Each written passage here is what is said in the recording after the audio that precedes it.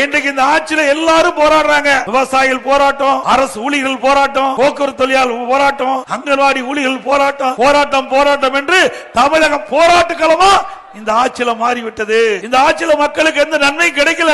இன்னொன்னு, திராவிட முன்னேற்ற கழக தேர்தல் அறிக்கையில குறிப்பிட்டாங்க, திராவிட முன்னேற்ற கழகம் ஆட்சிக்கு வந்தா தமிழ்நாட்டில் 5.5 லட்சம் காலி பணியிடங்கள் இருப்பதாக தெரிவிச்சாங்க. 3 லட்சம் அரசு சார்ந்த பணி, 2 லட்சம் அரசு சார்ந்த பணி, அரசு ஊழியர்கள் 3 லட்சம், ஆக 5 லட்சம் காலி பணியிடங்கள் இருக்கின்றன, அனைத்து நிரப்பப்படும். இது வரைக்கும் சட்டமன்றத்தில் வெறும் 50,000 தான் இது வரைக்கும் நிரப்பப்பட்டதா செய்தி. அப்படின்னா பொய்யாதான சொல்லிக்கிறாங்க.